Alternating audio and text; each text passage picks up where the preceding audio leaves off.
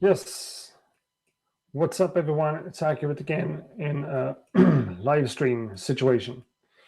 This time, I think I tried everything out in beforehand, so the audio should be fine. So, for the first time ever, by starting it up. So we have some people in the chat room. Hello, everyone. Nice to be back. It's been a while since I made since I did a live stream like this. It feels good to be back. I need to tell you that.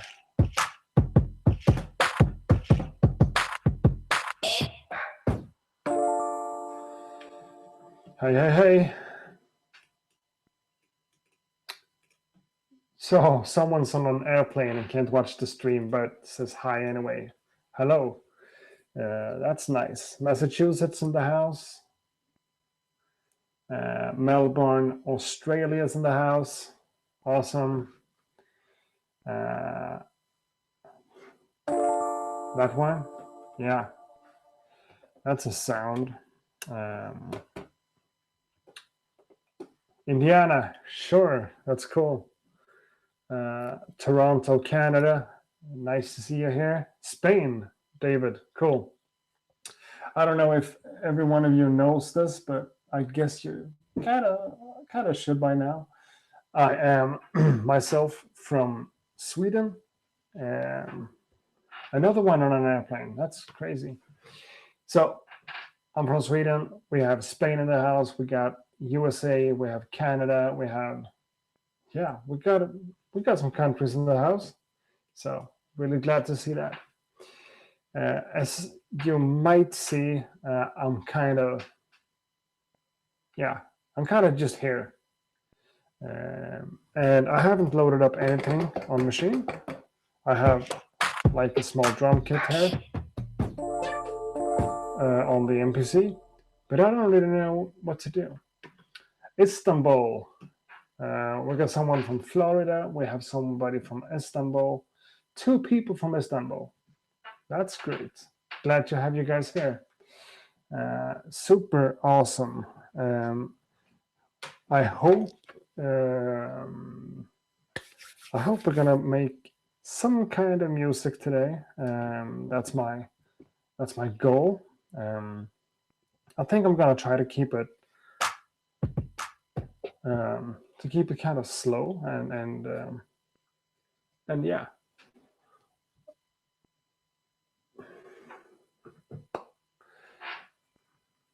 So we also have Germany. So Europe is back in the house. So we got some people watching. Let's OP1 in the house. That's a bit loud because everything is going over. The microphone is connected to the OP1, which goes back to, the whole business. So that's kind of loud. And I'm not going to use the OP1 for music in the stream. So mainly machine and maybe a little bit of AMPC. And of course, my main controller when it comes to keys, the key step from Arturia. Someone's here from Area 51. That's awesome. Robbie, hi. Italy, and we have another Swedish guy here. That's nice. Dog. What up, Sweden? So let's. I'm gonna arrange my windows a little bit here. Maybe put the video over there. No, this shouldn't be 720p. This should be full 1080p. I'm not sure because I had some issues with the webcam, but it looks. No, it says automatic 720. That's terrible. Maybe I can fix that, but I don't know how much you guys really care.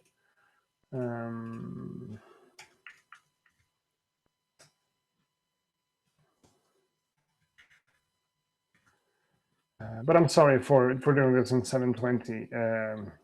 That's not by choice. Can I do something here? No. Can I do something?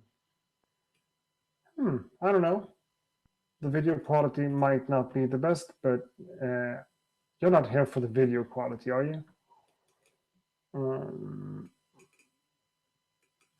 Let's see here. Yeah, to answer a question and to start it off right here, when I work in machine, I always do four bars in a pattern. That's just the way I've been trained to start thinking about music. That's just 4 bars plus 4 bars plus 4 bars plus 4 bars. That's the whole system I build up everything on. I think I like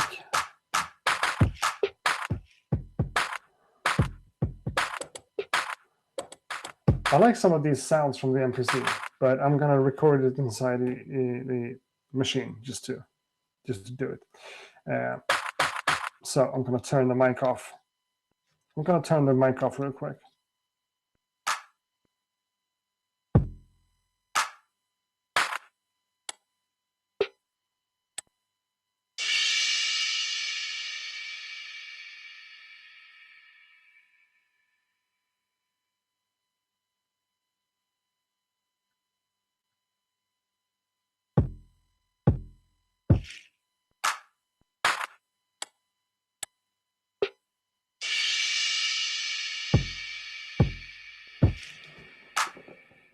So just me sampling some drum sounds.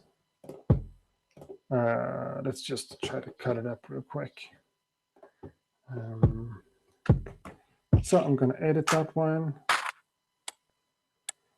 So if the video is in 720p, I guess you can see like the details of the screen the way I want you to be able to, but yeah, never mind.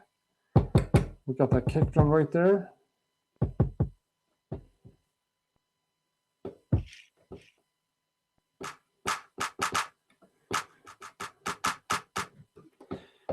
That little clap thing.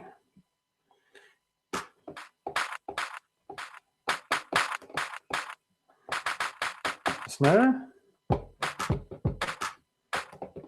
And then we have some hi-hat sounds.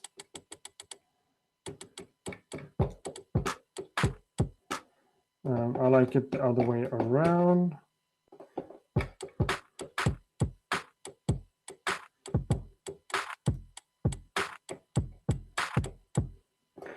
Yeah, so that's a start.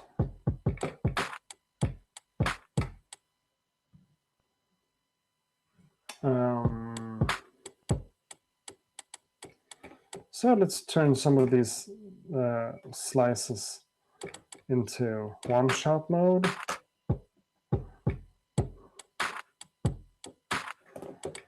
I don't know about that one. Let's try to find just another hi-hat real quick.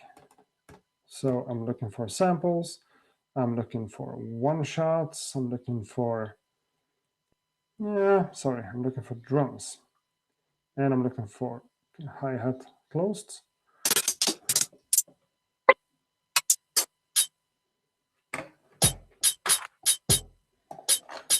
Turn down the volume of that one.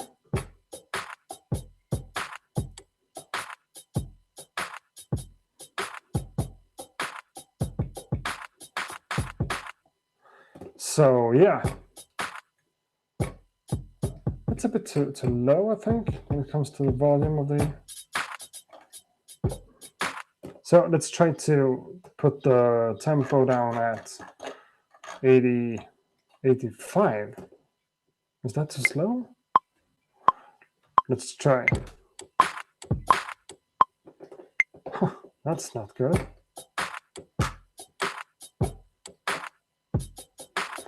Let's add that one later.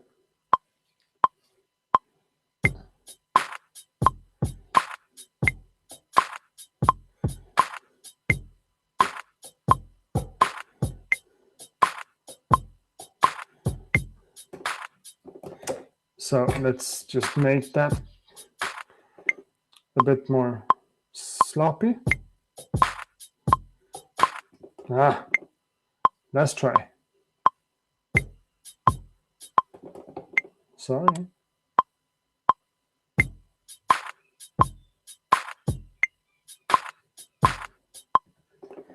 Yeah, please don't speak a lot of German in the chat room. That's just not nice.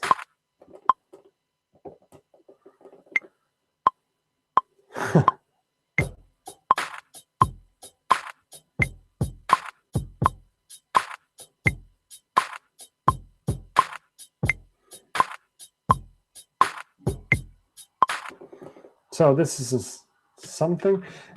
I got one snare that's a little bit too off, I think.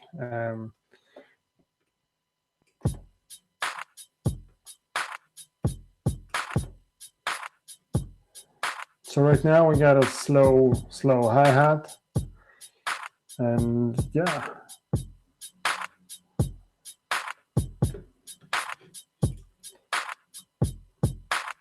Can you guys hear the drums? Okay.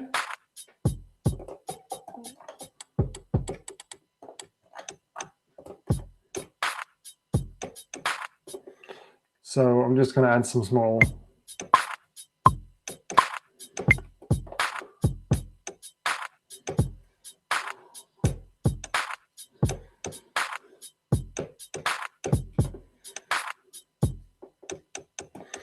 So we have some drums, kick, snare, hi-hat, and this extra little sound.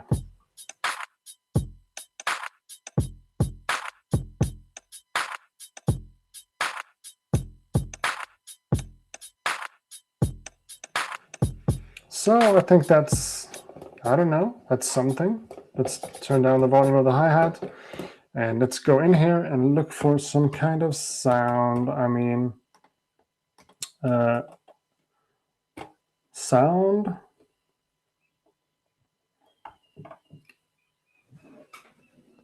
So it sounded like someone entered the room, but no. Sounds, instruments. That's what I'm looking for. Instruments. Let's go to something from Native Instruments. No, actually, let's go for something from Arturia. Clavinet.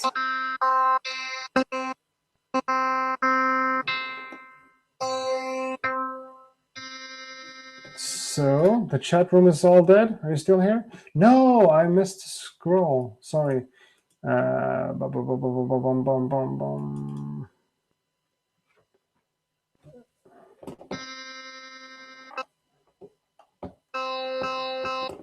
Maybe that one?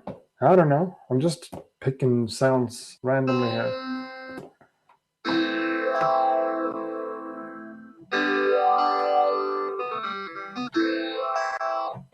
Let's try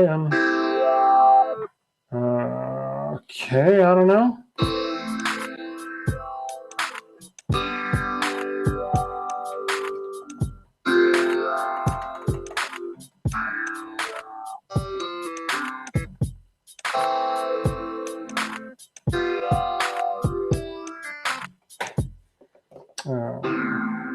No, not like that.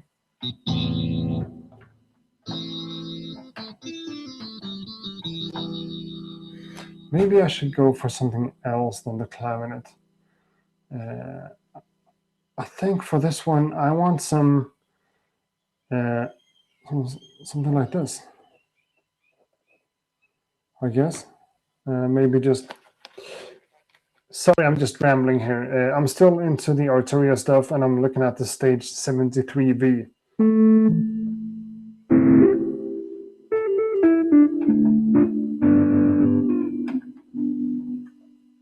So someone asks about machine version 1. I can't recommend that anymore. We're on Mark 3 now. And that's, yeah, we have a reason for that. Yeah, I really like this one.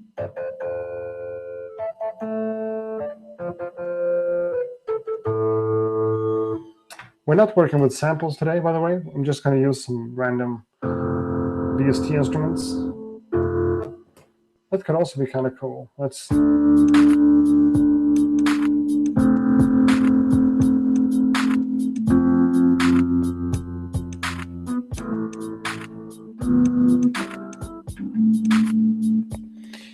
Just a 2-finger thing. Yeah, that's actually kind of. I don't do that often, but let's try something. Just another sound.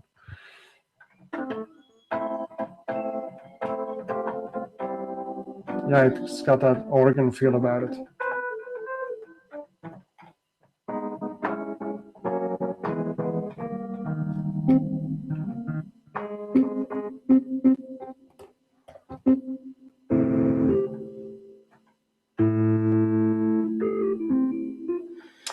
So, ich habe Jahren die und meine Seele noch haben.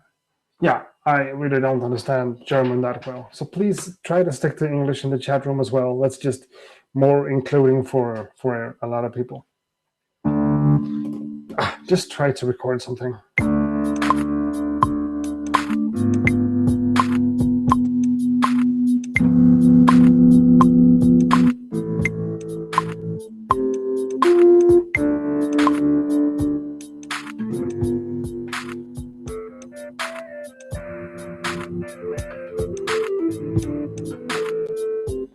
Okay, let's try again.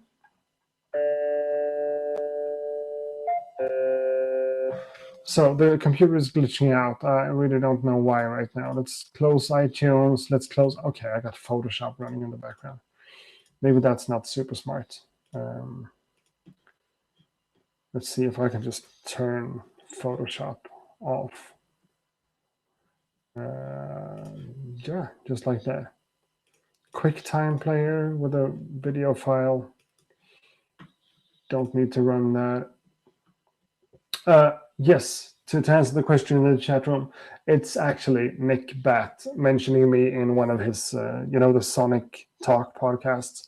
He mentioned me when I made a video on like some of the pocket operators, and I cut that out and used it for my logo thing. And I am from Sweden, as someone else asked. So let's try again.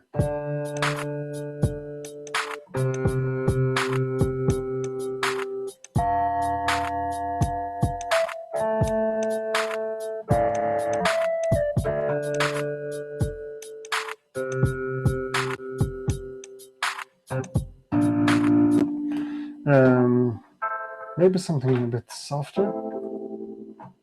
That's too soft. Yeah, that's just my normal Rhodes piano.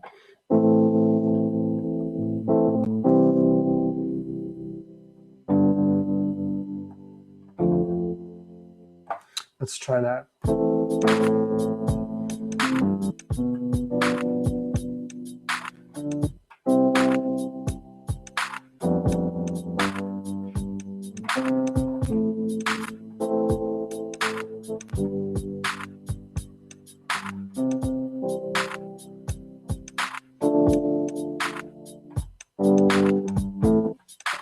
Yeah, I'm just going to keep it simple here.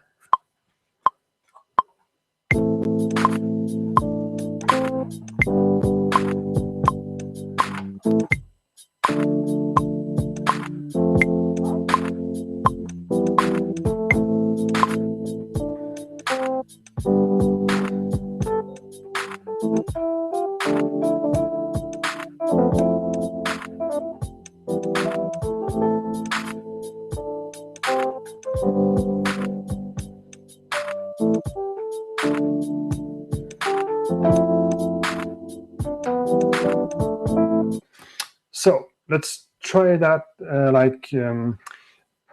lo-fi hip-hop sound here. I got this. I think that came out kind of good, actually.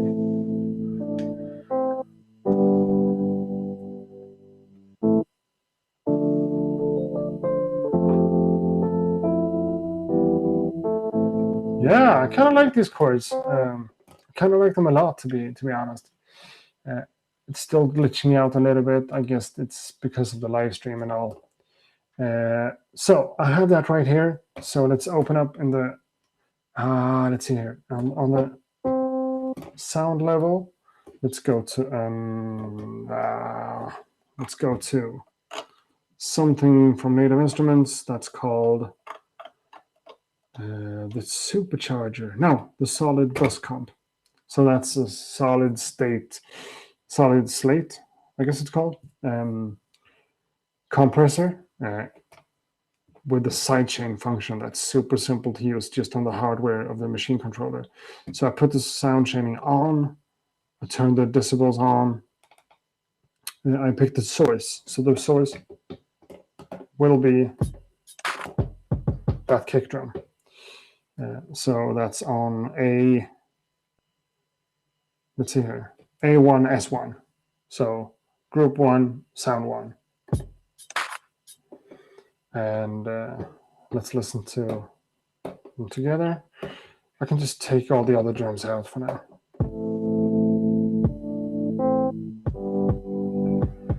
It sounds kind of promising. So I need to change the settings for the compressor to make the sound chain sound like I wanted to. So let's go into the attack, a really low attack and a fast release. No, a fast attack and a slow release will make it.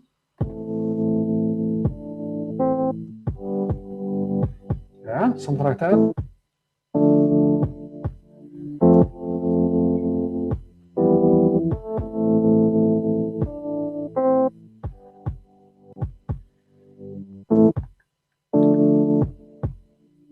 Okay, I don't want to go too crazy with the side chaining.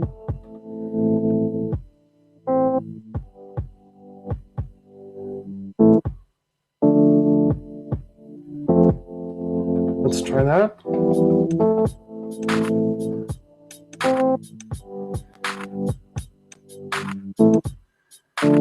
Yeah, it's kind of cool.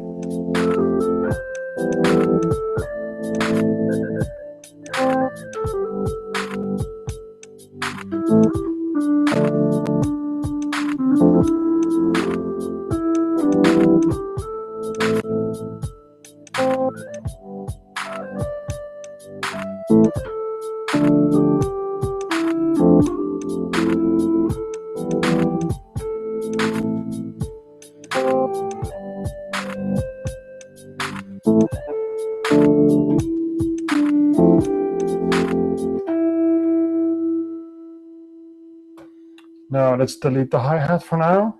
Try again.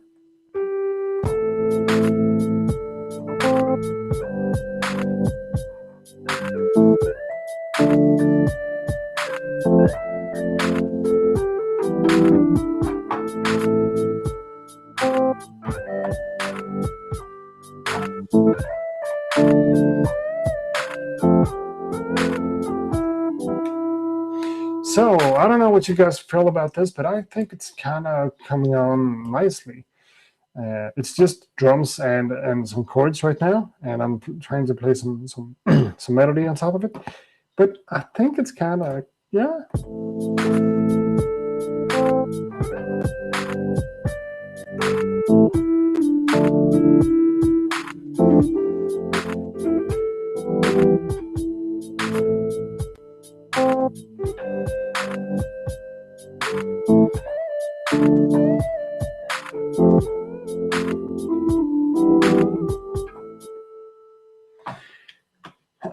Okay, let's not record that just now, but instead load up a sound from the user library. That's my,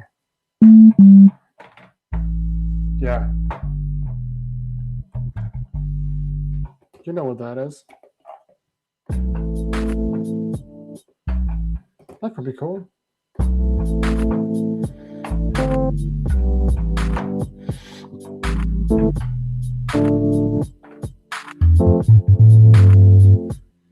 Crazy.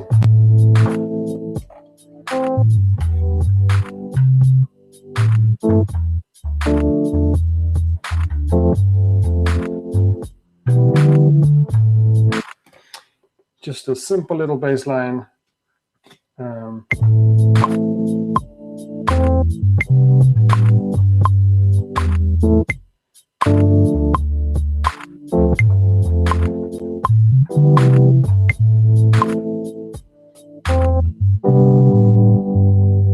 So I don't like where that side chaining went.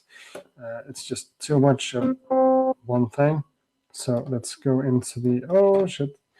Let's go into the settings again. Change the the threshold, I guess.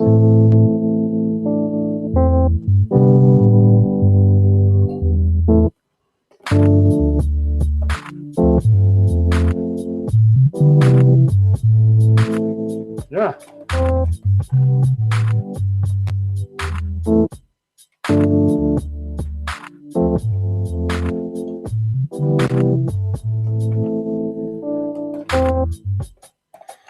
I don't like this hi-hat sound now.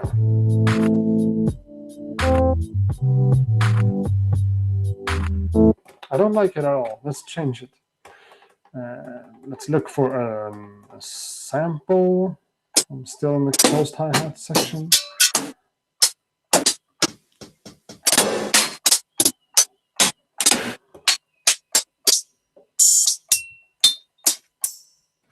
Maybe just something like that.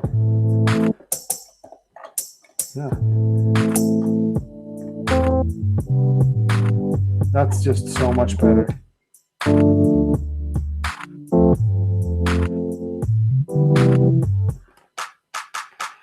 Then I'll try to find another snare as well. Load it up on that one. Maybe just something like that. To go with that one, you see? I want this one and that one. So I'm going to put this one in link group 1 together with this one in link group 1. That's going to be master, that's going to be slave. So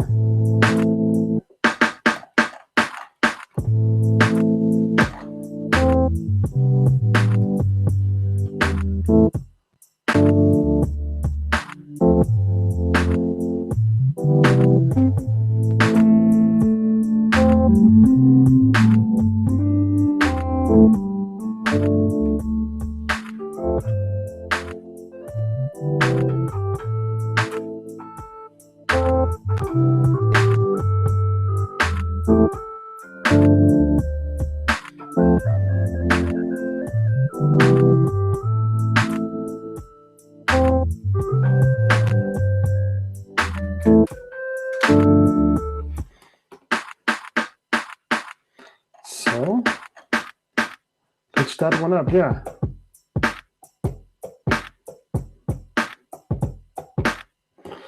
I'm going to start a new pattern here and just redo the rhythm of the drums because I just feel I can do better than that.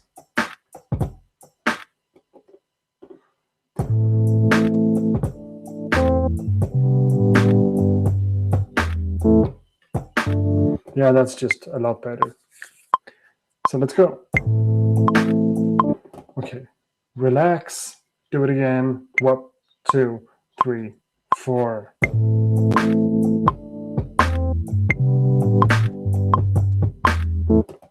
I just suck sometimes.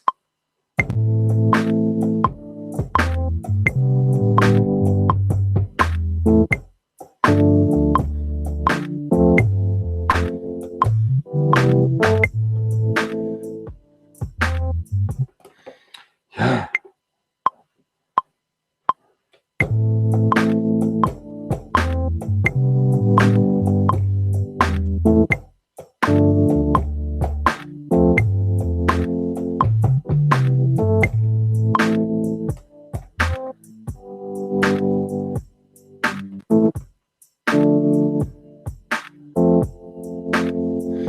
Okay, let's just listen to the drum loop and see whatever feels wrong. Okay, that's a mistake in the beginning. I got a bass drum. Sorry.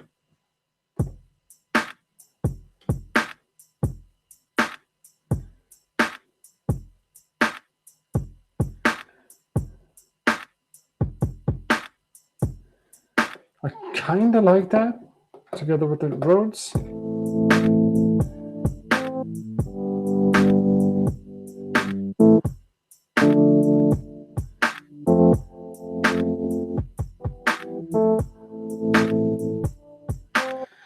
Well, again, the same thing again. I'm going to lower the effect of the sidechain compressor.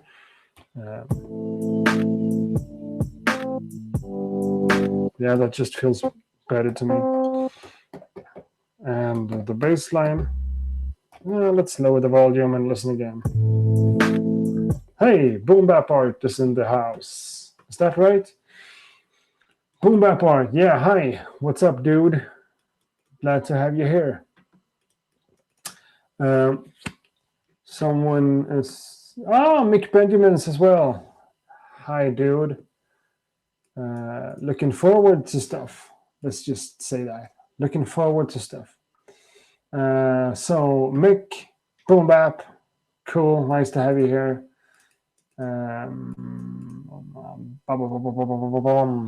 So, okay. Back here. Drums. Just some Rhodes. What did I do? Sorry, something like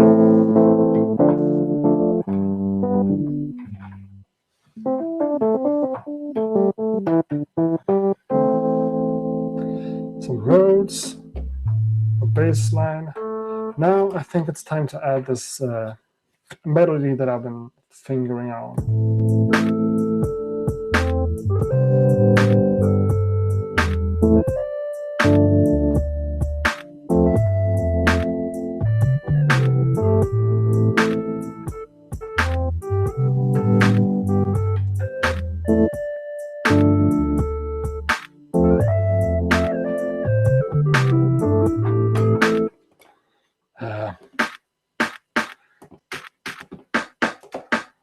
Maybe, just maybe, I should go into this snare sound and add, I don't do this a lot, but let's just try to add a little bit of metaverb.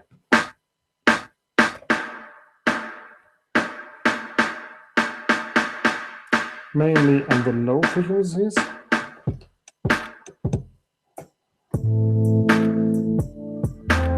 Yeah, just a little bit of room in there.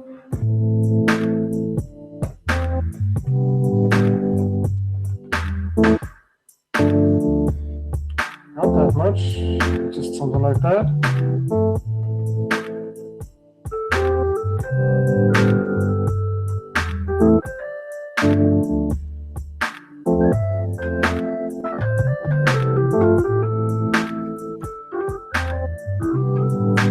Okay, just get your mind right and try again. So let's just duplicate this pattern over here. Oops, that wasn't right. No, still not right. Sometimes pattern, duplicate that one over there. Let's work on pattern one with this one.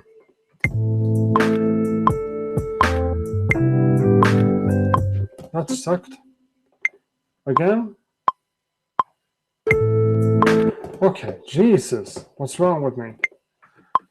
Once more. Okay, and I have left notes in there. 1, 2, 3, 4.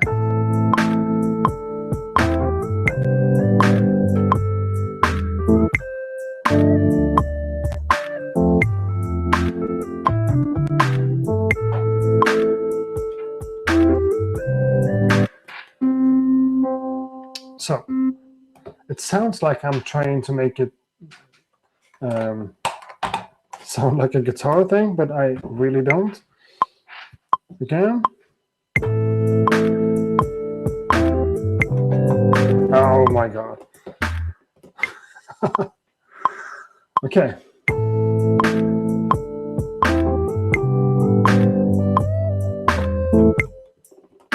Try to work.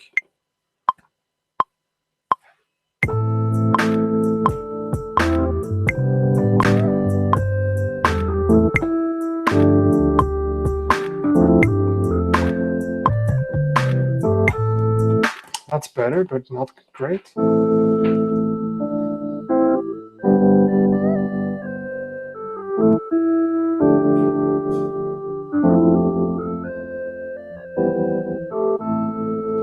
A little bit muddy, and I think it's maybe a little bit too much going on. But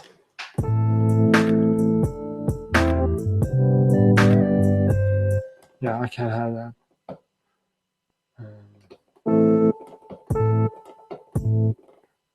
So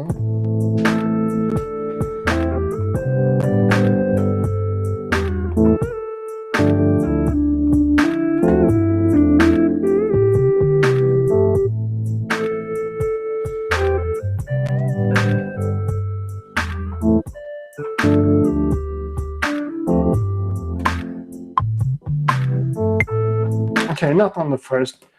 1, 2, 3, 4,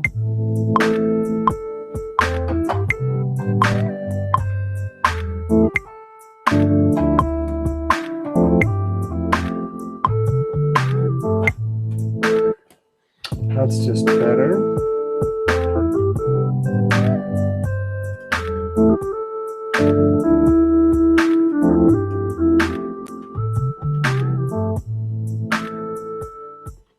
And let's try to make this one ring out a little bit more. And by that, I mean, I want to apply some kind of, what's it called? Some kind of, not a reverb, not a metaverb, a beat delay. That's it. So a little less, a little less, a little bit more. And yeah.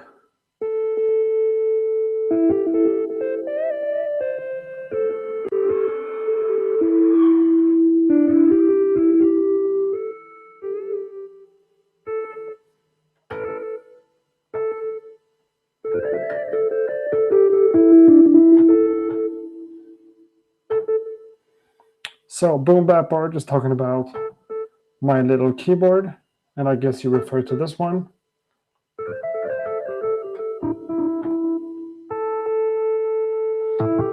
It's awesome.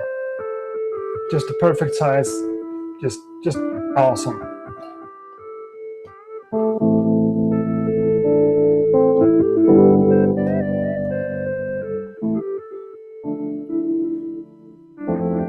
You hear that? That delay thing? It actually helps out a little bit. That's terrible.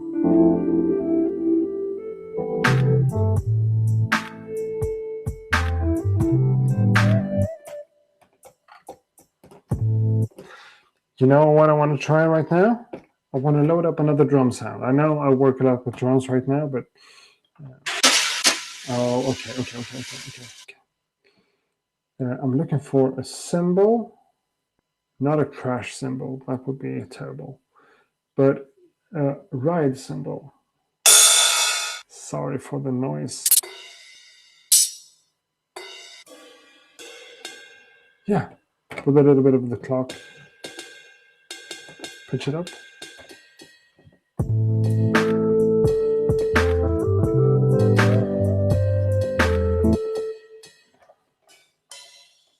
Maybe that's better? No. That's better. Definitely. So, lower volume.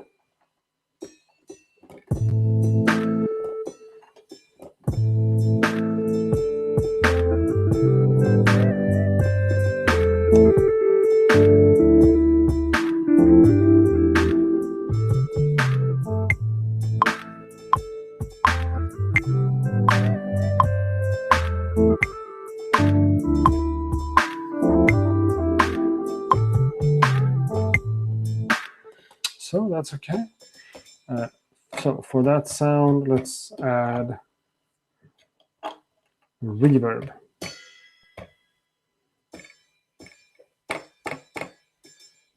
Just to make it a bit, you know what?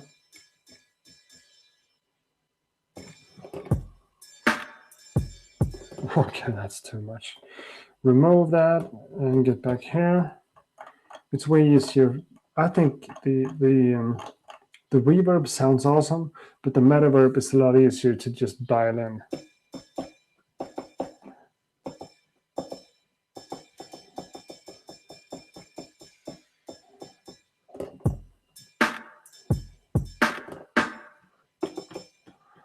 So it's a double hit here somewhere. So just lower the tempo of the ride. This is a ride.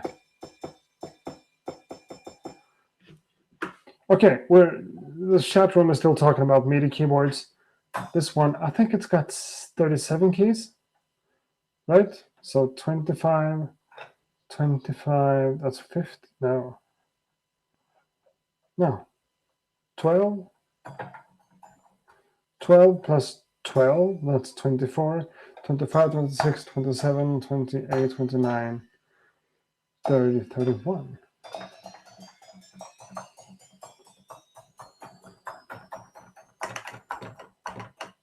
32 keys. Sorry, 32 keys on the key step. So let's listen back to everything again. Maybe we can do. Hey. Oh. So the cord for my headphones just flew out.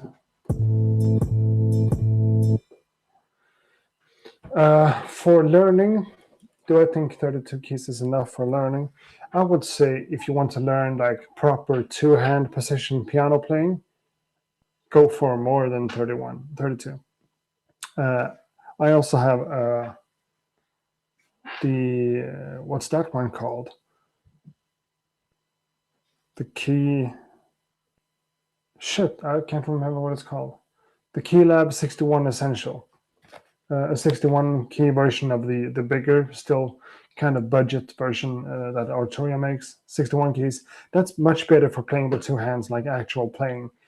But for what I normally do, like this, like simple triads with like just some simple chords, this is perfect. And the size is just, yeah, it doesn't have to be any bigger than this. Just super, super, super. Then, of course, you can play amazing stuff on a 25-key keyboard. You can play amazing stuff on this one. It's the talent and how much you know about stuff that really is the thing that determines whether it's good or not. But if you want to play proper two-hand position key playing, I would say 49, 61, or 88 keys. But this one just going on a disc like this together with the machine. Yeah, the 25 keys is too limiting for me. Just being able to, I can't do stuff like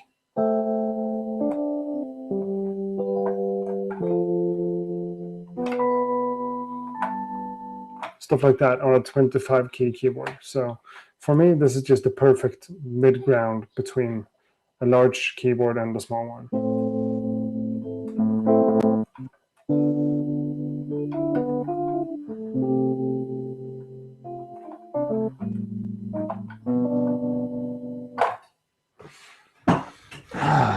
Yeah. You know what I'm gonna try to do now, right? Way over here. I rearranged the studio a little bit. So I got stuff over here.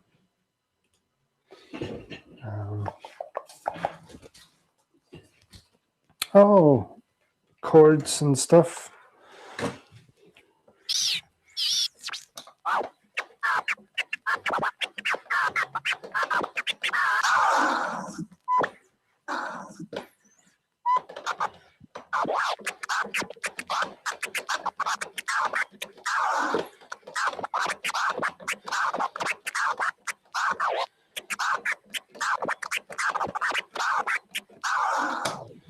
So let's see if we can put some scratch on this track as well. I know every beat doesn't have to have scratch on it, but it's just so much fun, you know? Why not? When I kind of can put scratch on stuff, why not? You know? So we got pretty much a terrible lighting situation here, ladies and gentlemen. How about that camera precision there? Amazing, right?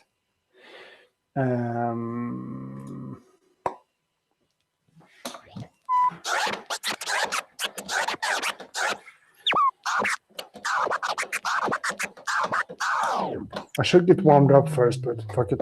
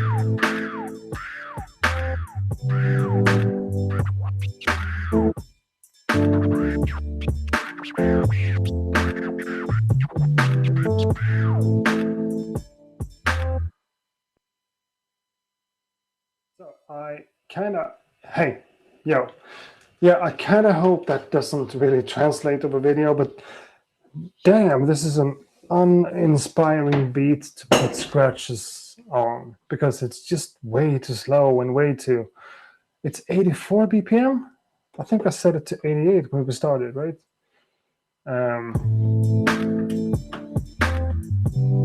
Okay, that's better, but yeah, I don't know. We started at 85. That's true. Let's go up to 91 and see how much of the nice and smooth feeling is deleted.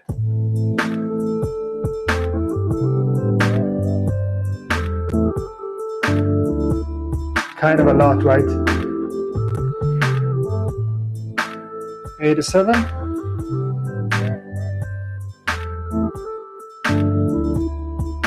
Still not sure enough.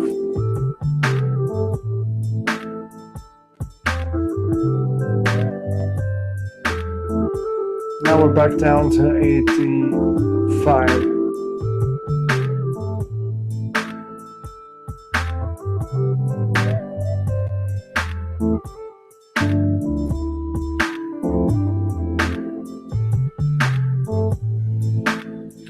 I don't know. Just not fun to scratch on at all. Try it to 75, okay?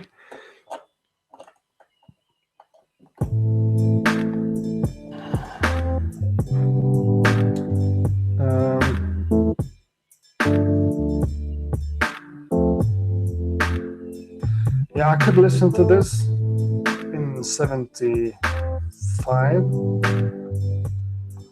I really could. But I think I made it in 85, so let's stick to 84, 85, something like that. But I'm just saying, scratching on top of this tempo was just not fun enough.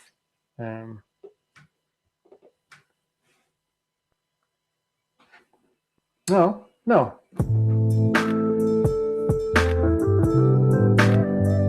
An accordion? No, I don't think so.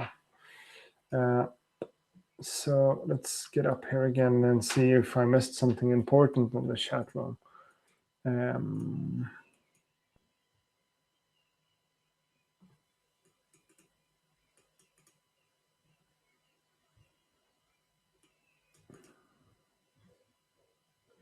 Okay, some people actually say that they like the scratching.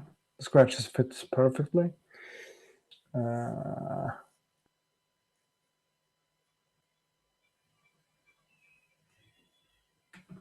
Okay, Mick asks what I think about the faders on the Z2. Okay.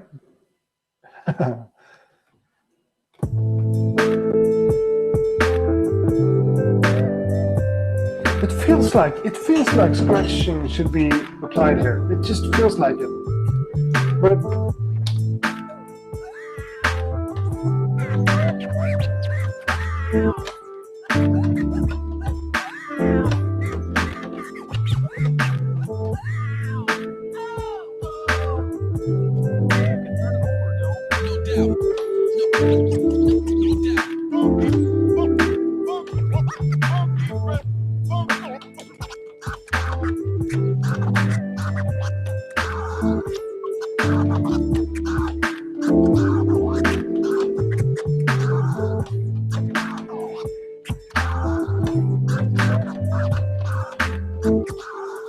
okay.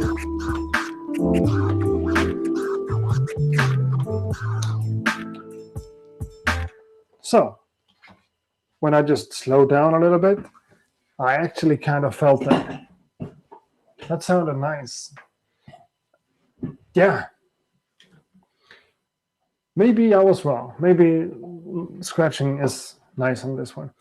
So I need to put the attention over to the fact that Mick Benjamin seems to be here still in the chat room. So Mick Benjamin is actually working for Native Instruments. That's not a secret to anyone, especially not to him, because that would be kind of weird.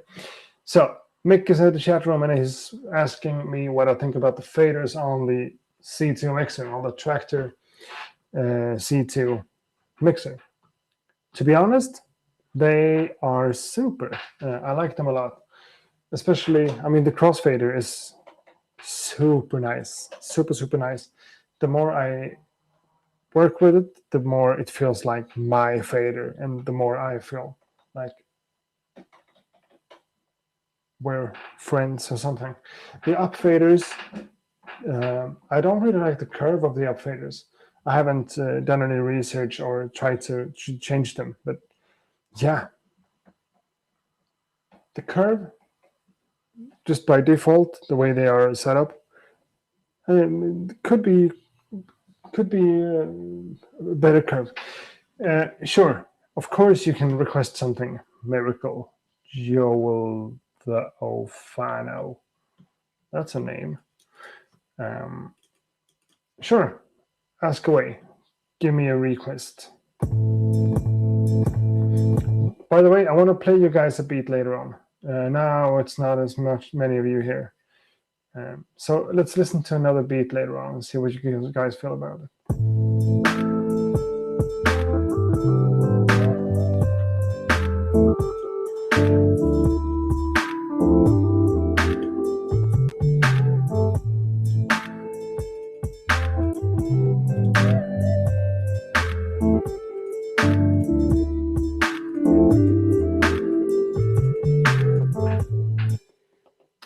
Playing like Nujabes. I can't pronounce that name. Someone told me I sounded like him in another video online. And sorry, I don't know much about that person. I know he's like a really good producer, but I don't know how I should play like him. Sorry.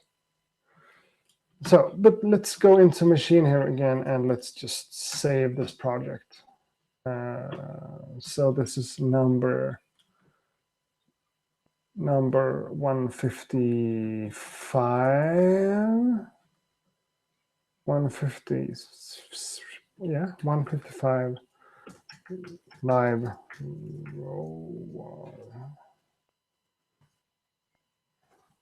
roads. I spelled every word wrong. That's nice. Yeah, okay. He's a legend, sure. The fact is that I don't listen a lot to beat makers or producers anymore, because when I listen too much to a certain producer, I start sounding like that producer, and I don't do that by choice. It just happens subliminally, I guess. But let's try to listen to a track here. 153 slow. My voice might die right now. Oh, it didn't. So, okay. I have a beat right here that I made a couple of days ago.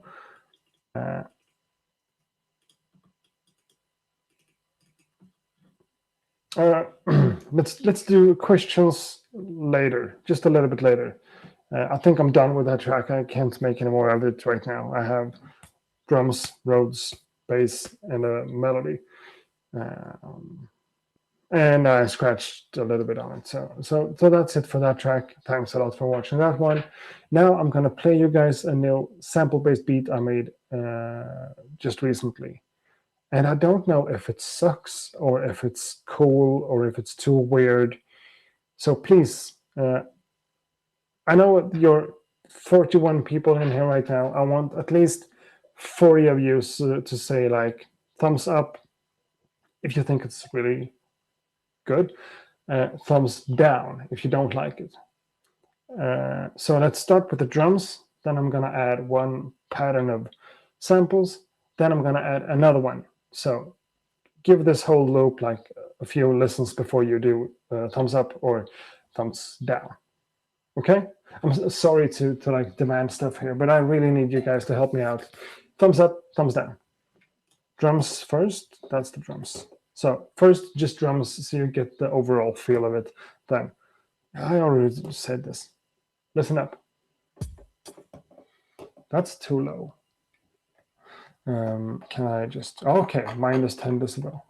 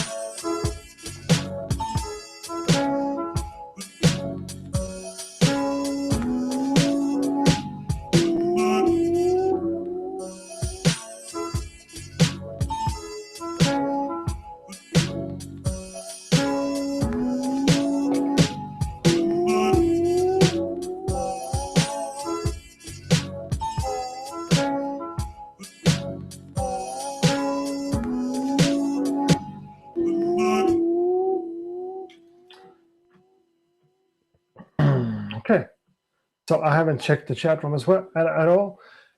So let's just go back here and see. There's the first thumbs up. So one, no, that's before I played it. Okay, that's one thumbs up, two thumbs up, 3 thumbs. That's the same person. No, 3, 4, 5, 6, 7, 8, 9. Okay, we got 41 people and I got 9 answers. All of them were thumbs up, but 9 out of 43 right now. Okay, one more. Thanks a lot. This needs more vinyl crackle. For real?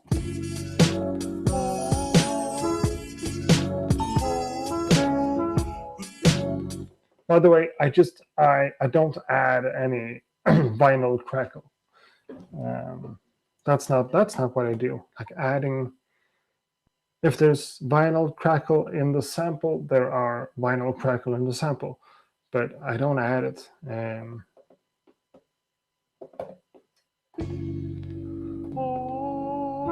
Or you might be joking because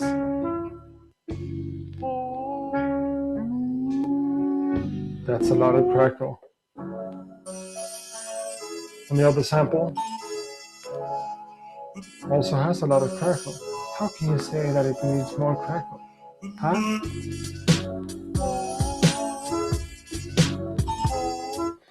So, sure, I got a lot of thumbs up for that one. Thanks a lot. In that case, I think I'm going to use it for something.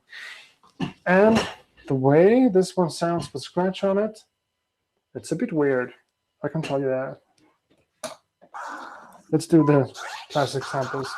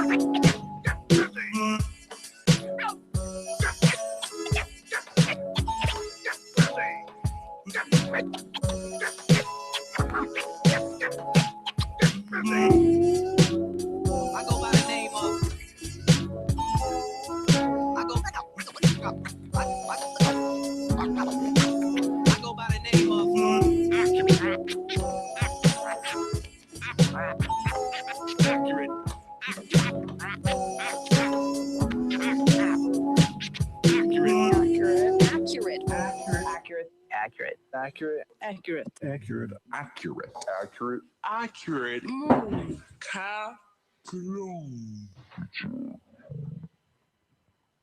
Hi. Sure, I kind of went away there.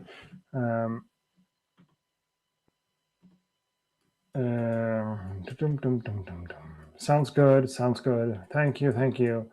Accurate. Accurate. Boom. So yeah, that's kind of nice. You're just so friendly. You are so friendly, all of you. You know what? Oh, okay. We have. Sorry, I'm just seeing the stream now for the first time. Uh, a whole lot of lag on the live stream. Um, so let's do it like this. I'm gonna refresh that page. I'm gonna go get a glass of water because I really need a glass of water. It's super warm here. Uh, so I'm taking a quick break from this, and I'm gonna return to talk to you guys a bit more. So right now, I think let's just get on with the questions. Just fire away all the questions you have. We're gonna do like 20 to 30 minutes just talking, and yeah, I want to get this take this opportunity to actually answer some questions and stuff like that. So please give me a minute.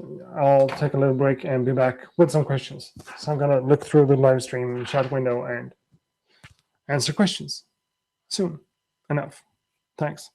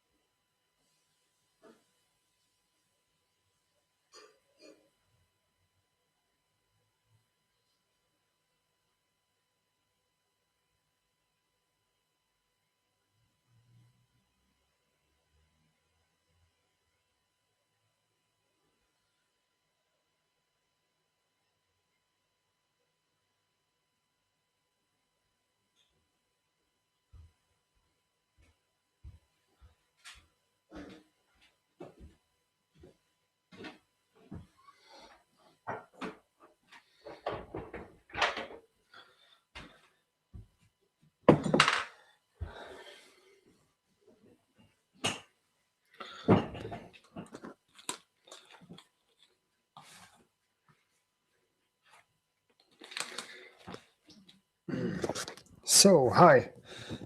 It's kind of an awkward question to, or kind of an awkward situation to go get a glass of water, and then when I return to this studio of mine, I have 40 people just waiting for me. That's kind of cool. So first of all, I see a post here with a lot of smileys or emojis. Someone asks, "Where's my record?" I guess you're referring to my album that I'm dropping on vinyl after the summer. I already announced on the. I don't need those. I already announced on the Kickstarter page and on Patreon and stuff that the album, unfortunately, is going to be a little bit delayed because of reasons. So after the summer, the record is going to drop. Now let's get back here to where the questions starts. I'm not going to answer every single question. I don't think so. No. Have you ever thought of making hip hop beats with dub reggae techniques? Yeah, I kind of did that a bunch of years ago when the Swedish hip hop scene were really influenced by bounce music. I tried to incorporate some jazz, some reggae vibes into the bouncing. It just didn't work out. The show just ended? No, it didn't. Where do you get your samples from online? I don't want to spend a fortune on samples and loop kits. My tip on things like that is just don't waste money on samples online. Get stuff like this. If you want to spend money, get records, a turntable and a mixer, and get it a proper setup and start firing away. If you don't want to spend that kind of money for something like that, just don't buy a lot of samples online. Get your own samples or I use audioblocks.com sometimes for like samples. But don't spend fortunes buying samples online that are made to make music with. That's just not a good idea, I think. Lights like that, maybe.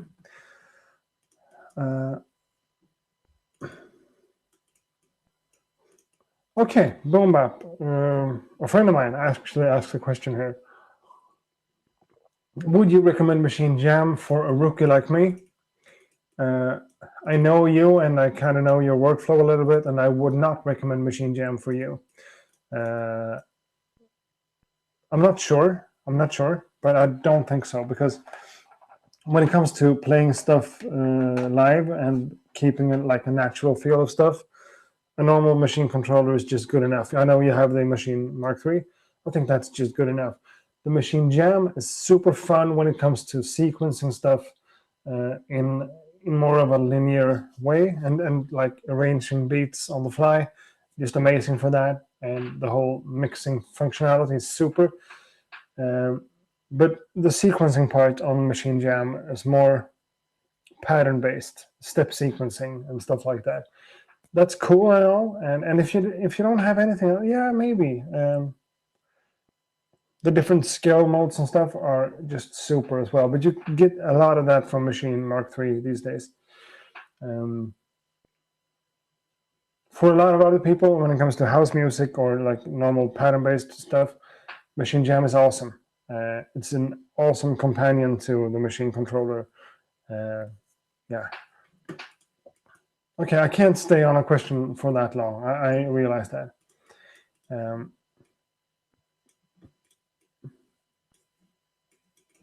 How long did it take for you to get your head around the MPC Live?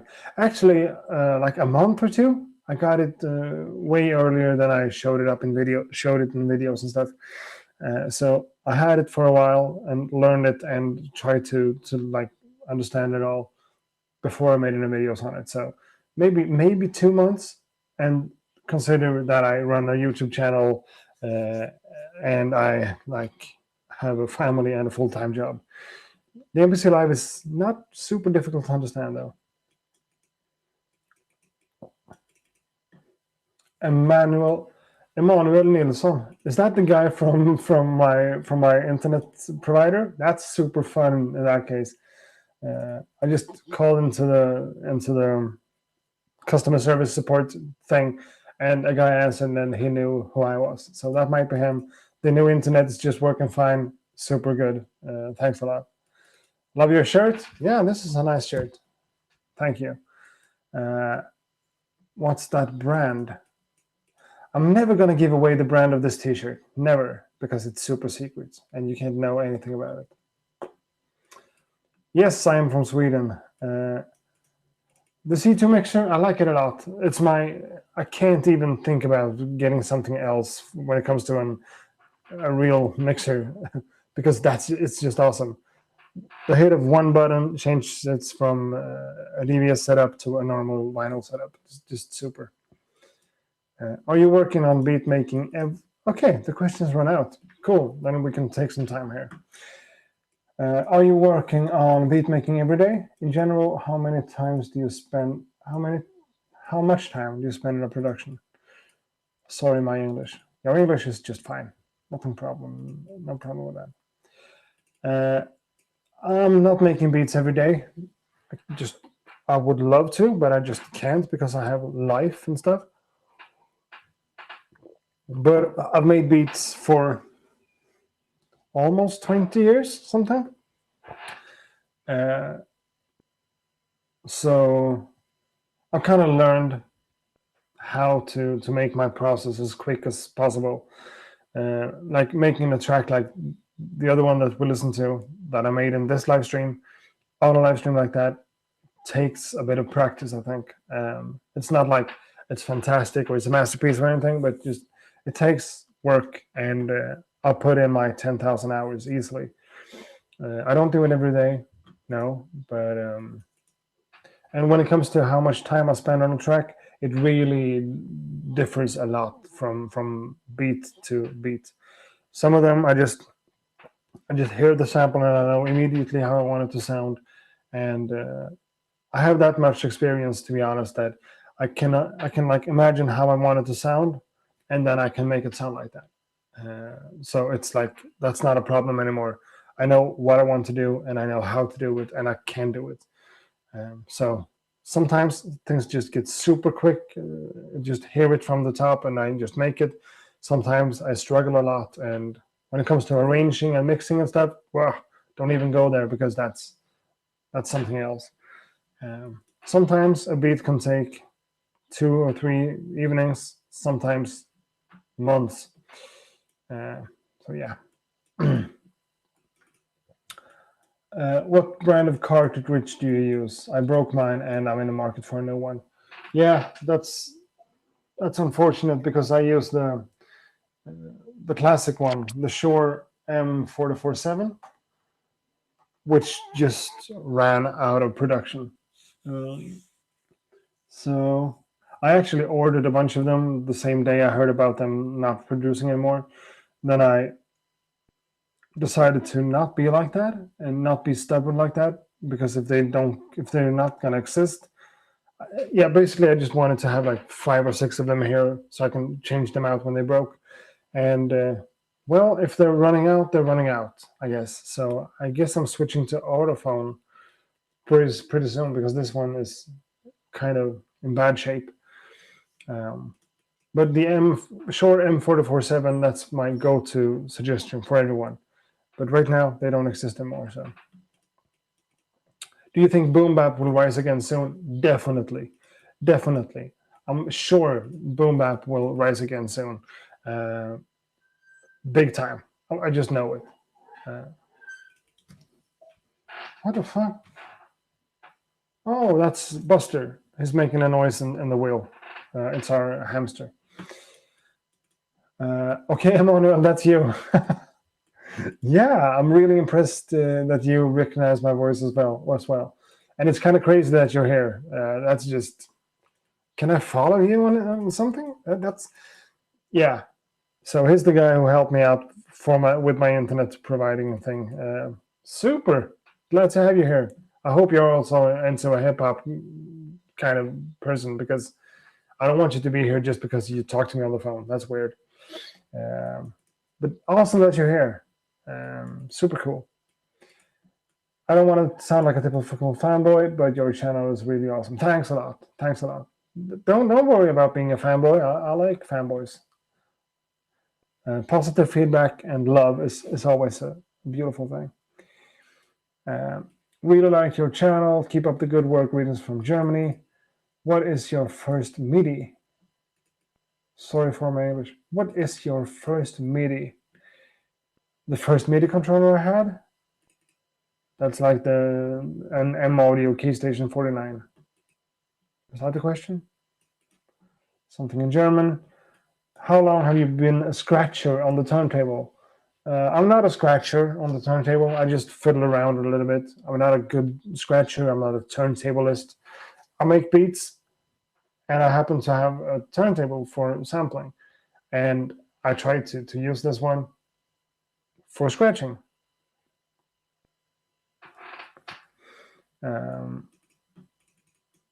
So I just fiddle around. I'm not a scratcher. I've been fiddling around with scratching for a couple of years now, but I don't practice it a lot. I don't watch tutorials. I don't try new techniques. I just do what I do. So here comes a nice question. Do you actually make a living out of this, or do you have a side job and just do your thing on your spare time? Yeah, I do have a full-time job working with videos, music, event managing for youths between the ages of 16 and 29, like helping them out, mentoring in creative processes, and working in a studio and helping them out with their ideas and getting to know the equipment and stuff, or arranging concerts, events, and stuff. That's what I do for a living. YouTube, beat making, video making, that's just a hobby, but I get some money out of it now because of sponsoring deals, YouTube ads and stuff. And I plan to do even more like private lessons and stuff, as well as lectures outside of here, and start working more with companies. But I do have a job. Someone says something about trap taking over. Yeah, that's bad. Great work, Emmanuel, for fixing my internet connection. That's awesome. No live stream without me. You're all welcome. Super. Recently bought my first machine, all thanks to your reviews. Cool, and I hope you like it, because I don't want anyone to buy something because I said it was good and then feel like, oh, it wasn't as good as I thought, because it's never the equipment that makes the music. It's all about you. The equipment is just the thing. Okay, Emmanuel, working in tech support, please come here and fix my cable solution as well. This is just terrible. Now my battery on the computer is going to die, and my power cable is in a really terrible situation. Hang on, I just need to fix this.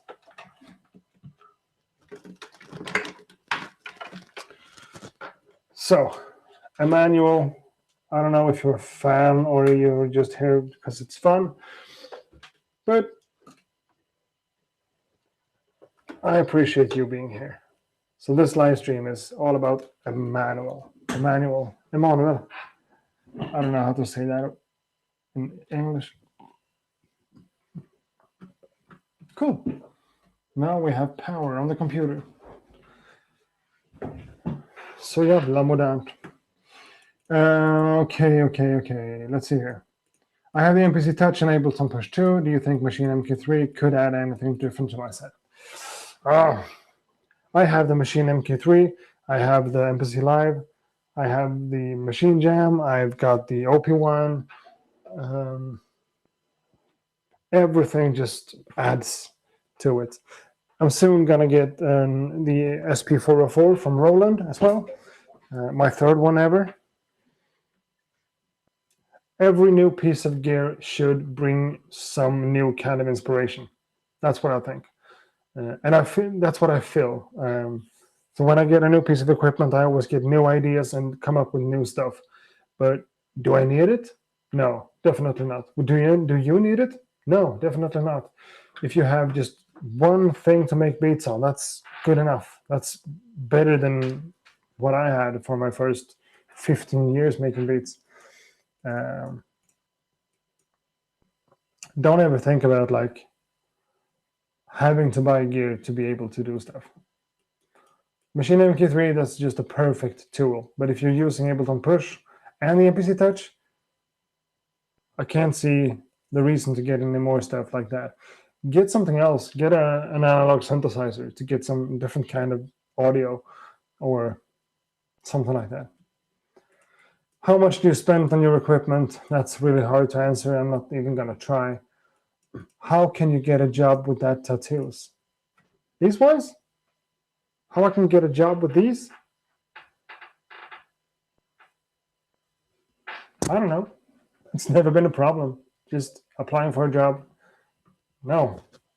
Tattoos is not a problem in Sweden. Just I can't even imagine like one single position that would be hard to apply for or to get a job at because of tattoos.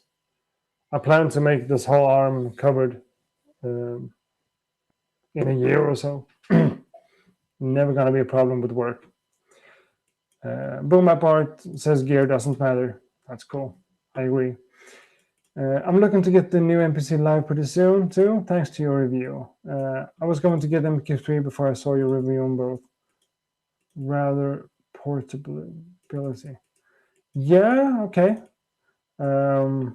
I'm still using the MK3, the machine, way more than I use the MPC Live, but that's just me. Get something cool. Get the MPC Live. It's an awesome device. Make beats on it, or get a machine MK3. That's an awesome device. Make beats on it. And Emmanuel is a fan of the channel. Yeah, that feels good. I don't wear a t-shirt to job interviews. Okay, in that case, it's just another kind of thing. What's your favorite drum sample / break? That's a really nice question. What's your favorite drum sample / break?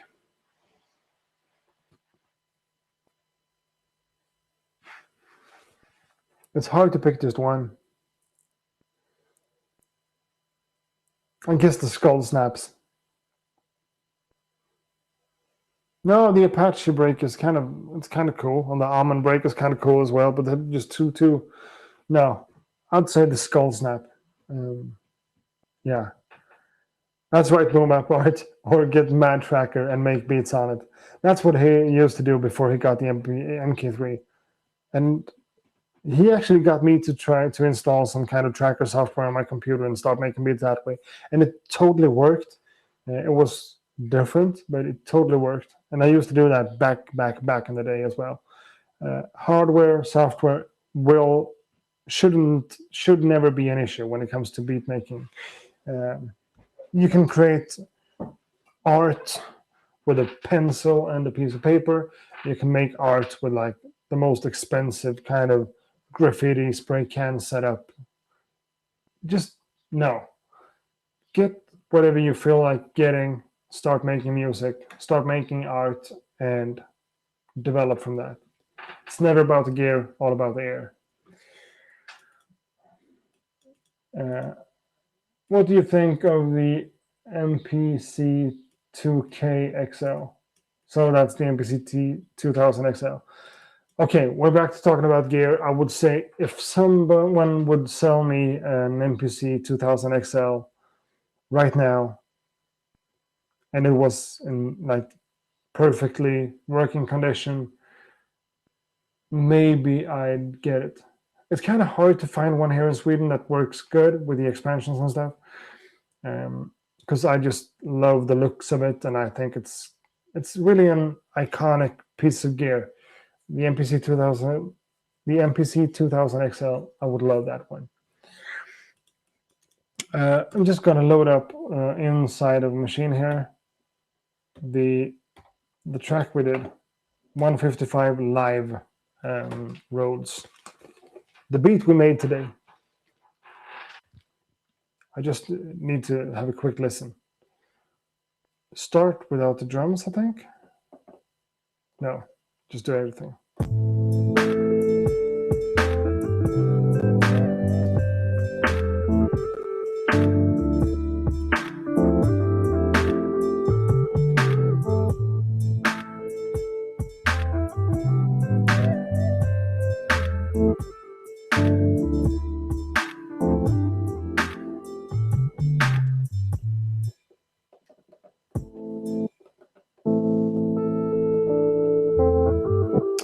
Yeah, it's not totally 100% crap. That's good. Currently own a Stanton. Okay, let's see here. Are you sponsored by NI? If so, how did you do it?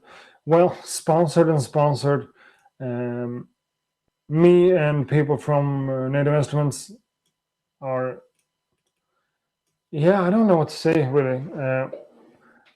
I have some kind of. I know people that works with Native Instruments, and we are in contact when it comes to new releases and stuff. Sponsoring, that would be like me getting paid to say good stuff about them, and that's not the situation. That's not the situation with anything I do, except from like the DistroKid video that was sponsored, and yeah. But I do have some kind of relationship with people at Native Instruments, as well as with people from Akai and people from Artoria. And you know, uh, how did I do it? I just made a YouTube channel, and it's kind of going pretty nicely. So from there, it's not that hard. Just being a nice person, talking to people, and testing out stuff. Because what I do is basically marketing for them. It's not marketing; it's just like showing the products and talking a bit about them. I never get paid to say anything specific, so it's not a sponsoring. But yeah. Did you learn to play the piano or guitar? I don't. I used pre-made loops to get my beats going.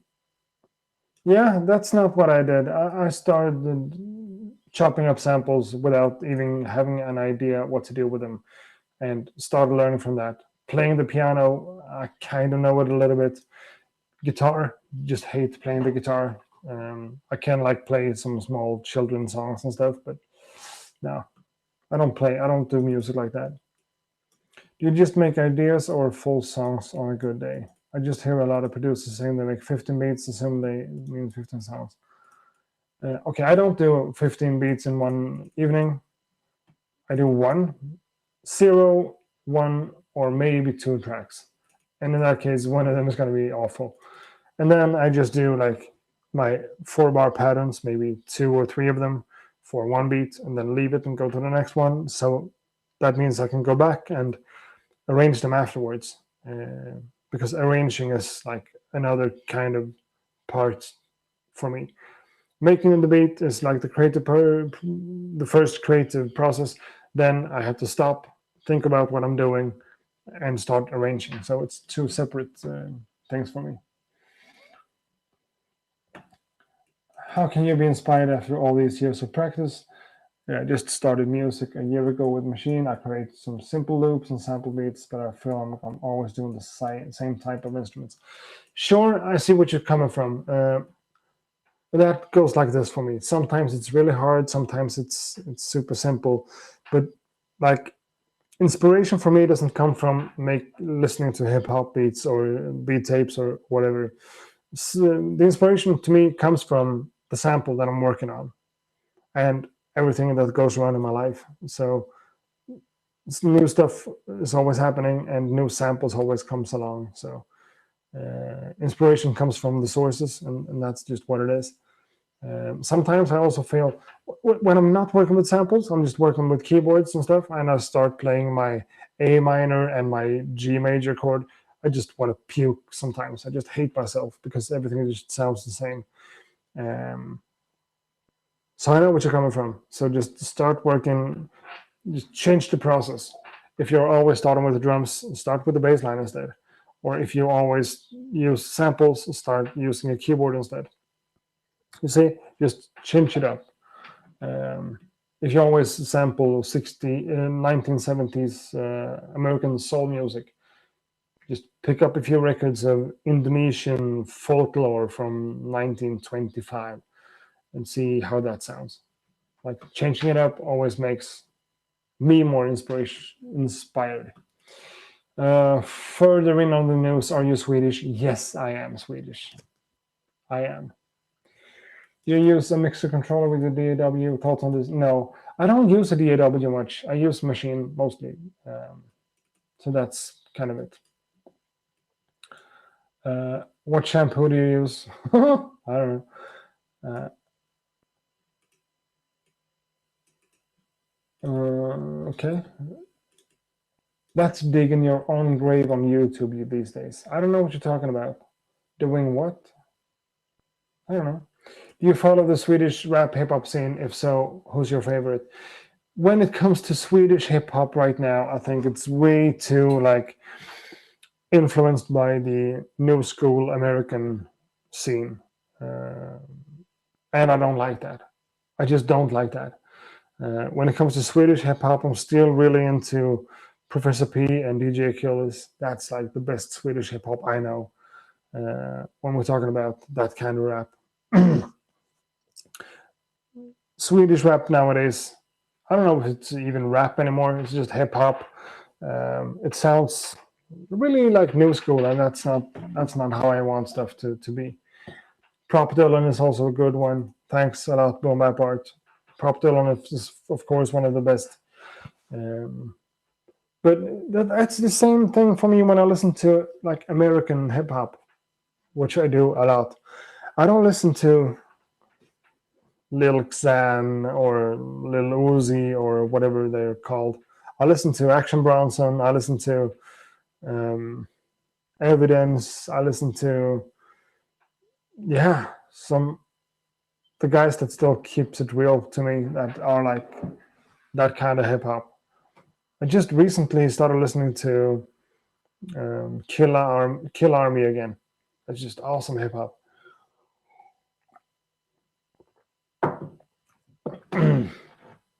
Modern Swedish hip hop, no. I'm too old for that as well. It's just what it is. Do you sell your beats? If so, where? If so, how much? No, I don't sell my beats right now. I'm working on my album. After that, I might do a collab project with a couple of rappers, but I don't sell beats. I don't think you should sell your beats, actually. My beats are my creation, and I keep them close to me. Selling them off to rappers that's gonna talk about women or weed or whatever. That's not why I make music. Do you mix your kick and bass slash 808 on the MPC Live? I'm having some trouble. Okay, how do I mix my kick and my bass? That's just that's not a problem for me anymore because I don't use. Normally, I use a really deep sub bass for my normal bass sound in the track, and I use a pretty high frequency based kick drum on top of that. You know, so it doesn't crash like that. If I were to use a really deep 808 kick drum, then I would just like jump one octave up when it comes to the bass line, or just don't use a bass line, because mixing frequencies that close to each other, like a sub bass and a deep 808 kick drum, it's just not worth it to me. Everyone likes bass, sure, but like struggling with a mix like that, that's just I don't need that. Just a really deep bass line and a punchier high frequency kick on it. It's just not a high frequency filled kick drum. That's not what I'm saying. Sorry. My kick drums are still like, they have a lot of bass in them, but the main frequency of that is a bit higher up than the sub bass are. So I can mix them easier than if I were to use an 808.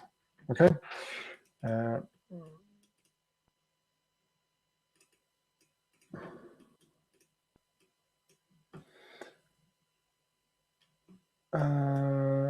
Okay.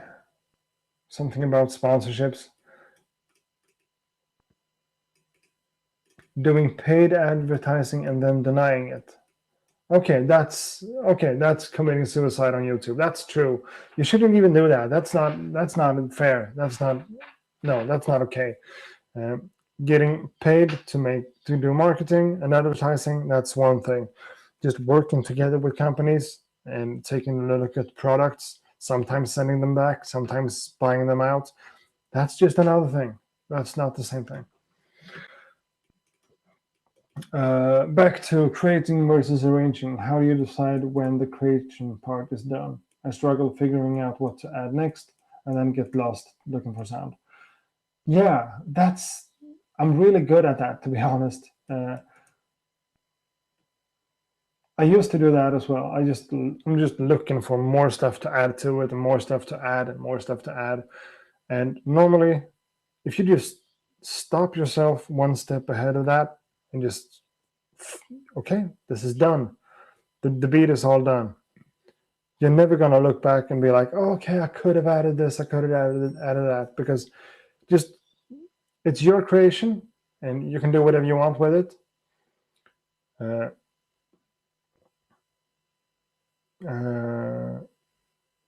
So no one's forcing you to put as much stuff on to a beat that is like humanly possible, right? So it's your creative process and your decisions that says when you're going to stop. So you're free to stop whenever you want to. So just as soon as I feel like, okay, I have my bass frequencies in there, I have my drums in there, I have my melodic patterns in there, I have my harmonics in there, cool. I can just leave it there.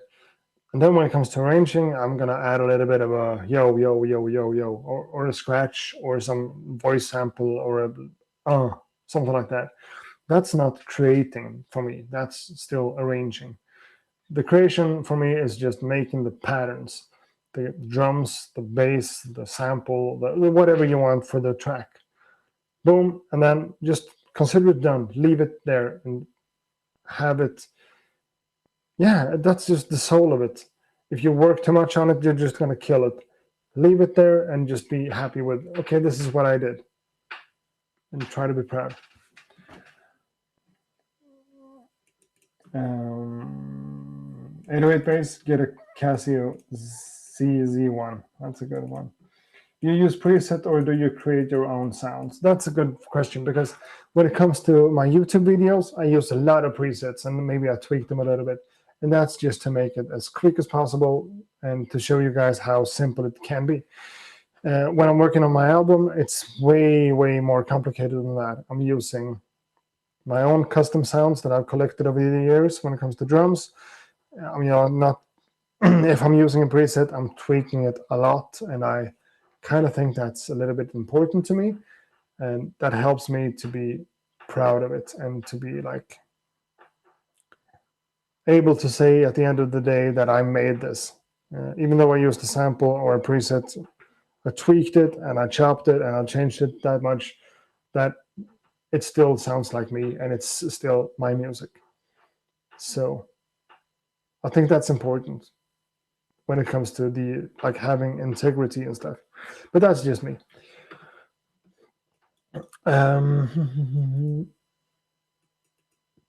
Synth bass from Casio, yeah.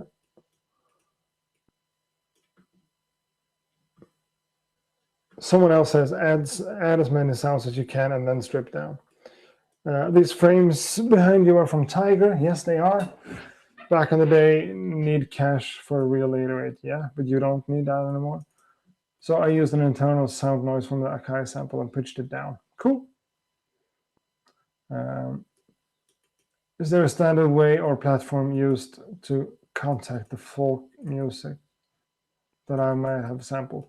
Take a look at when it comes to sample clearing. Take a look at. Damn, what's their name? I talked to him a while back. Tracklib. TRACKLIB. Tracklib.com. They know a lot of stuff about samples. Talk to them.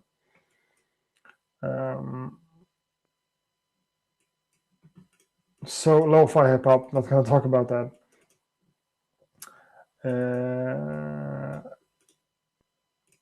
Yeah, Tracklib. Thanks, Boom App. So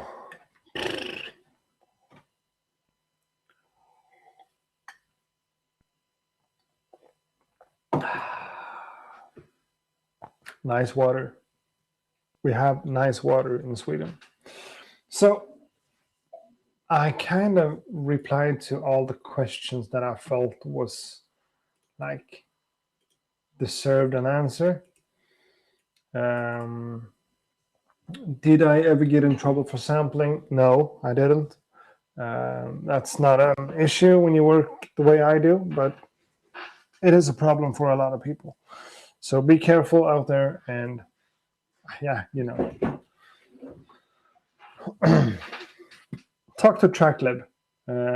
Create an account on TrackLib and try that whole service out, or use something like Audio Blocks or whatever, like royalty-free music kind of stuff that you can use and rework.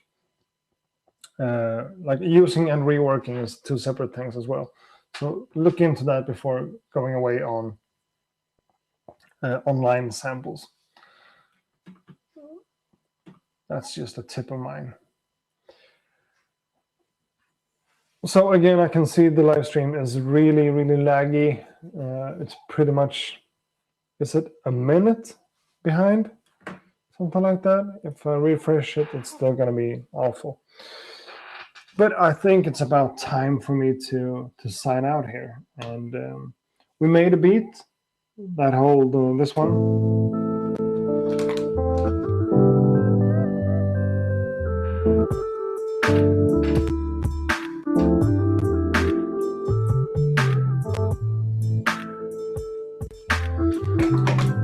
We made this beat today. It's not my best track ever, but it's a beat. And I did some scratch on it. Yeah, you got to hear another track that I made a couple of days ago. So that's it. And we had a bunch of questions and answers, a lot of Q&As. And I'm really happy that you guys are here. And I'm really happy. I think it's really funny that Emmanuel is here. That's just the craziest coincidence ever. That's what you get when you're some kind of internet celebrity, I guess. That's a joke.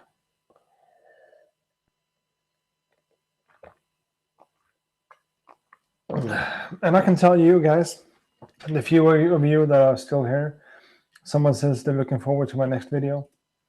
My next video,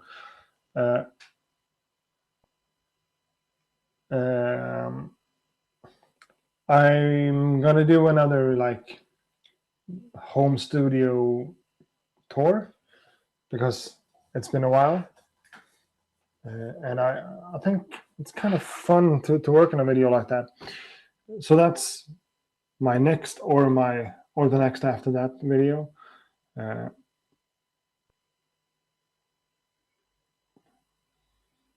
Yeah, I think I'm gonna switch it around because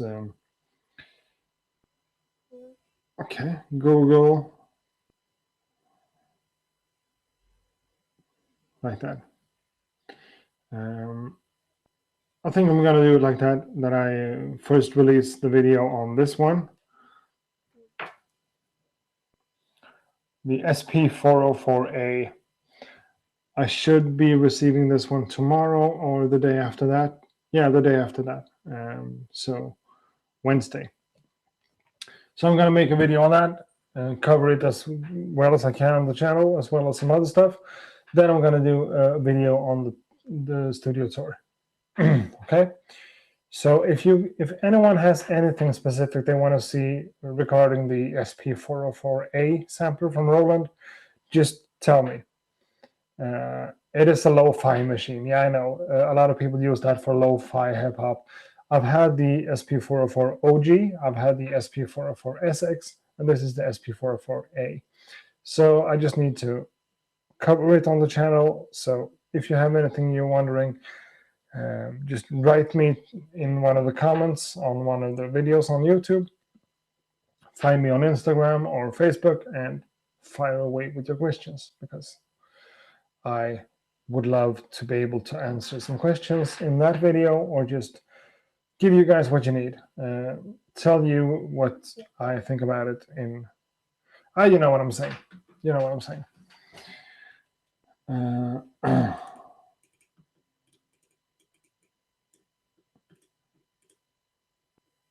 Which is the best SP in your opinion? I don't know. They're kind of similar. The OG is kind of cool. When it comes to the whole SP series from Roland, the SP303 actually has a pitch function that the 404 just lacks, which is kind of crazy, but that's what it is. I've never had the 303. I know it's even more problems with the polyphony and the stereo, everything about that. But I like the thought of a 303 because the sound is super nice, super nice, and it has a pitch function. So that's cool. It's hard to use though. Okay, SP12, SP1200. That's not even competing. Boom Map Art tells me in Swedish to text him next time I make a live stream because he kind of missed the whole beat making part of it. That's unfortunate. I'll think about that next time.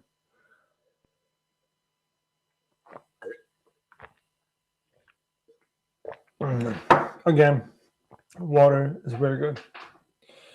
Thanks a lot for being here, everyone. I still have 34 people watching, so thanks a lot for the support. Can I do something like this? I don't know. What's this?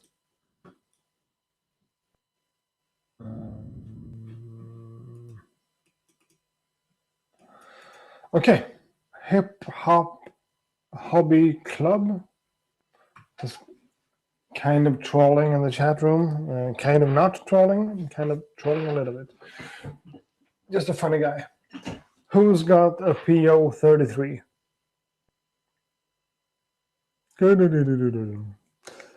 I do have the PO 33.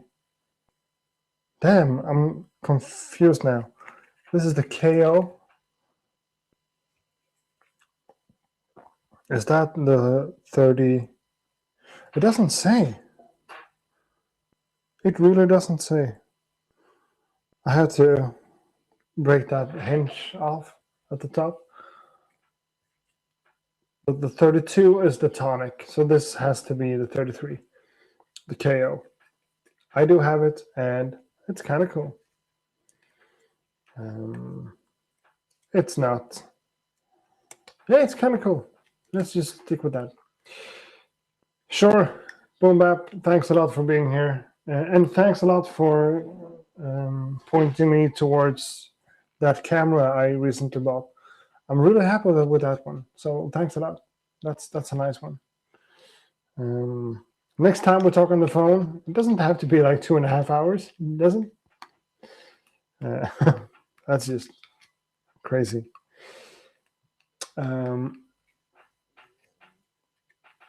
So someone else says I don't. I've got 3 POs, but I think they're just a bit too 8-bit for me. It's a lot of fun, but can't really use them to produce. Really? I don't feel like that at all. To me, it's just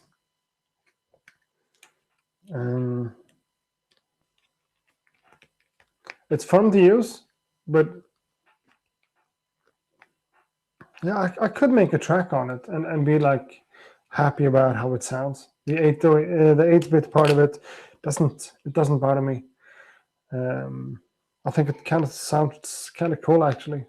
Some drum sounds get mangled in a kind of a cool way just by importing it into here and then exporting it again or playing it live. But I know what you're saying though. It's kind of hard to arrange stuff and make. If you have drums, a sample, and a bass line, you're running into problems right there. But just for sequencing, maybe just a sample and connect it up and sync it to a drum machine or something, kind of cool. But the form factor of it's just awesome. It is. And I don't even know how to turn it on anymore.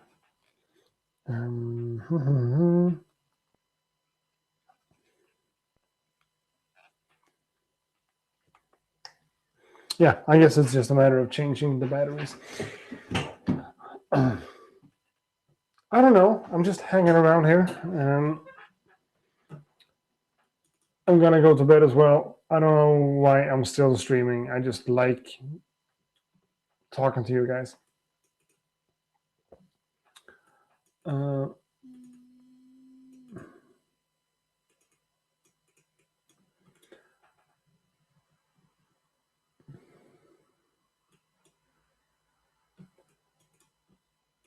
It's an acquired taste, I guess. Like the analog drum synth you reviewed lately. You're talking about the drum brute? Yeah, but that's really yeah. But when it comes to the pocket operators, it is acquired taste. I totally agree. You can use them, and I can both like love them and hate them at the same time because they're super cool for what they are, and they still lack that touch. I've been watching your videos here in Australia. Keep up the good work. Very informative. Thank you. Thank you. I'm off to bed. I got some spam videos.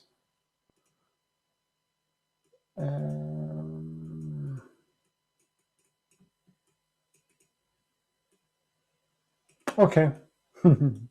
Ben, sorry you missed a lot of it. For my next live stream, I think I'm gonna try to schedule it way before and be like maybe do a little bit of marketing so you guys know when I'm live streaming and not. But I just like the whole thing about just starting up the camera and start the live stream just like that. No strings attached. No, doesn't have to be awesome or perfect. What's your favorite brand for drum kits? I don't buy drum kits, so I wouldn't know. I get some of them from Native Instruments, and a lot of them sound cool, but I don't buy third-party drum kits. I agree with Hip Hop Hobby Club. Dig samples. Yeah, dig for samples and look for your own sounds instead of just buying a pack of them. Right now, I am gonna leave. Thanks a lot for being here, everyone. I love the support you're showing, and it's really nice to see that many countries in the chat room. We've got Swedish people, people from Germany, people from Canada, people from Istanbul. Super. So my next video on the SP404A. Hit me up if you have anything specific you want me to show. Whatever. Thanks everyone, and bye now. So on that monitor over there, yeah, bye.